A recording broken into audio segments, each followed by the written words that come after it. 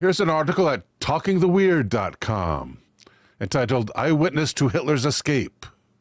It's a review of the book by Peter David Orr. It might be by Jekyll Hyde. And Mr. Hyde begins. Peter David Orr's Eyewitness to Hitler's Escape follows other well-researched studies, which offer provocative reasons to doubt that in the waning days of World War II, and with the fall of Berlin imminent, Hitler and Eva Braun committed suicide, and before doing so, ordered their bodies to be burned outside the Fuhrer's bunker. Thank you, Casual Kitty, for the super chat. Casual Kitty says, and of course, as always, Hill Hitler. Thank you, Casual Kitty. I find two compelling threads woven through Orr's book. One involves an elaborate intelligence plan of deception. The other, hinging on the first, leads to the theory that Hitler escaped, resulting in several witnesses who spotted the Fuhrer after he was allegedly deceased. Orr interviews one extensively in his book. The nameless deception scheme is referred to simply as Plan Victor Sierra, and involved Hitler and his officers, Goering, Himmler, and Speer. These trusted officers seemed to go rogue on the Fuhrer when they tried to negotiate a pact with the Schmutzi's Western enemies in the last phase of the war. According to this book, seemed is the operative word here.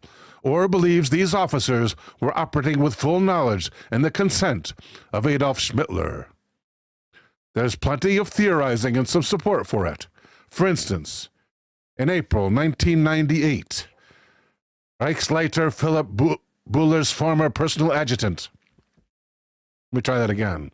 Reichsleiter Philip Buller's former personal adjutant, Karl Freiherr Michael von Tusling, wrote a letter to a former SS comrade. The letter was in German, but I quote it in English here, per Orr's translation, quote, "The plan was simply known under the name VS because it was a fake sellout scheme, a feigned treason scheme."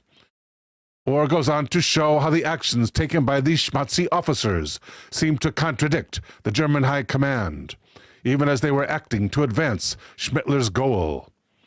If not to stop the enemy, then to ensure the rise of a new Reich outside of Berlin, perhaps even away from Germany.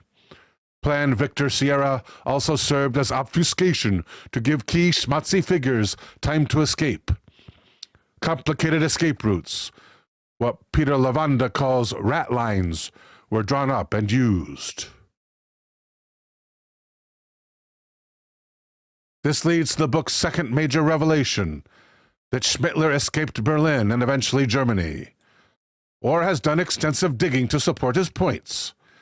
If this were text forged on supposition without backup, it would be easy to dismiss. It is not. Orr substantiates his claims with many sources and voluminous footnotes throughout the text. His theories are clearly articulated, and while some will ding it for the occasional surface glitch and missing word, these can be easily eliminated if Orr revises the manuscript. So how did Hitler escape the bunker? By committing what Orr calls pseudocide. The Fuhrer did not die, but one of his doppelgangers did. And the body of a woman who could pass for Eva Braun was substituted for Hitler's partner. Over the years, the skull fragment that the Soviets touted as belonging to Hitler were shown to be otherwise by the University of Connecticut. Thank you, Rhinoceros Rex, for the super chat. Rhinoceros Rex says, "We also would have accepted Hitler and his schmutzy followers. We're wishing love for all humans the best." Thank you, Rhinoceros Rex, so much for your super chat.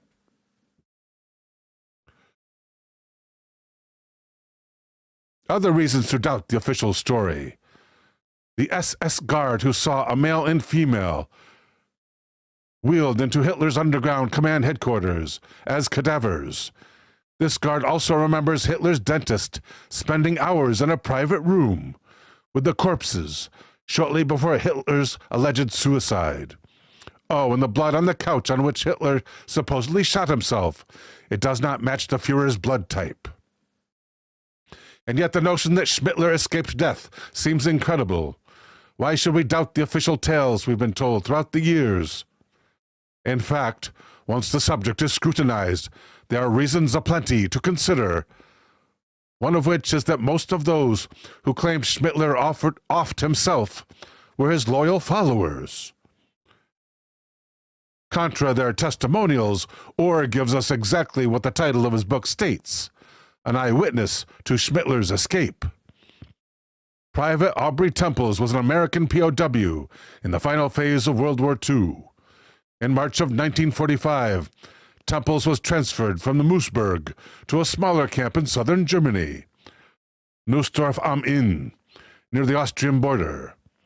While there, he was part of a farm detail and assigned to work for the Moser family, who liked Temples and treated him well, and even had him eat breakfast, lunch, and dinner with them each day.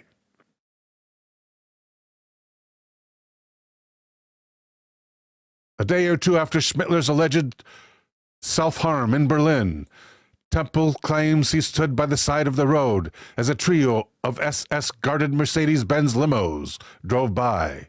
According to Temples, Schmittler, riding in the middle car, spotted the young American POW. Temples thought he had breathed his last, but the Fuhrer and his entourage ignored him and drove on to their destination, an estate in the village. Other members of the small community remember Schmittler's overnight visit. The mayor's daughter, for example, took fresh milk up to the estate because the Fuhrer had a bad stomach. The manor, by the way, was a gift from Schmittler to his friend, the aforementioned Reichsleiter Philip Buhler. Where was Eva Braun? Private Temples makes no mention of her, which rather than discredit his narrative makes it even more convincing. Testimony by other witnesses, unearthed by Orr, explain that Eva and her brother-in-law split from Schmittler after the first part of the escape route. They did so in order for Eva to visit her very pregnant sister, Gretel Braun. The plan then was for Eva to eventually join Schmittler in Barcelona.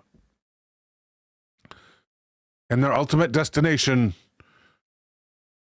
South America, Argentina, and how, possibly by U-boat.